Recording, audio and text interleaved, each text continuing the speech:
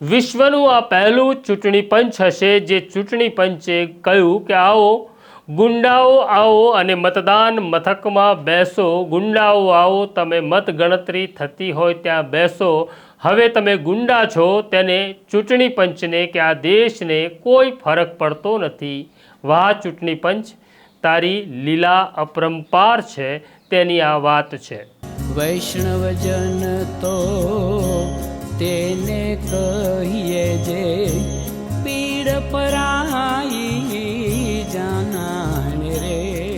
નમસ્કાર, નવજીવન ન્યૂઝમાં તમારું સ્વાગત છે અને હું છું તમારો પ્રશાંત દયાળ। વાત કરવી છે આપણા ચૂંટણી પંચની। આમ તો આપણું ચૂંટણી પંચ નોર વગરનું તો હતું। આપણું ચૂંટણી પંચ ધારે ત્યારે સૂઈ જતું હતું, ધારે ત્યારે જાગતું હતું, પણ હવે રાજ્યના ચૂંટણી પંચે કમાલ એવી કરી છે કે ચૂંટણી પંચમાં ગુંડાઓ પણ બેસી શકે એને લીલી ઝંડી આપી છે।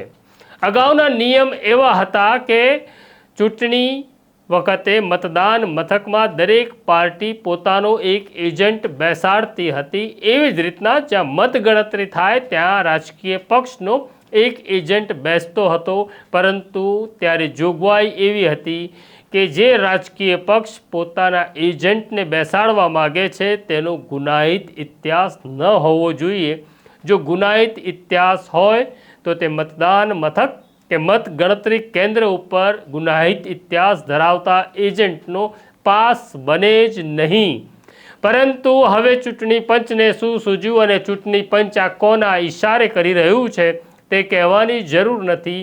ચૂંટણી પંચે ખાસ એક પરિપત્ર કર્યો અને કહ્યું કે હવે અમે નિયમમાં ફેરફાર કરીએ છીએ કે મતદાન મથક ઉપર રાજકીય પક્ષ ગુનાહિત ઇતિહાસ હોય તેવા ગુંડાને પણ હવે મતના એજન્ટ તરીકે, મતદાનના એજન્ટ તરીકે બેસાડી શકશે અને આવું મતગણતરી વખતે પણ થશે।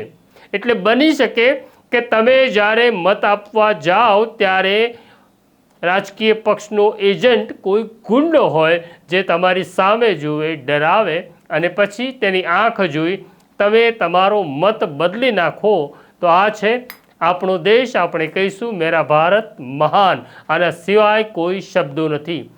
આ અંગે તમારે શું કહેવું છે કોમેન્ટ બોક્સમાં જરૂરથી લખજો, અમારી સાથે વાત કરતા રહેજો। અત્યારે મને મારા સાથી ઉર્વિશને રજા આપો એ પહેલાં બેલ આઇકોન દબાવી દેજો। નમસ્કાર।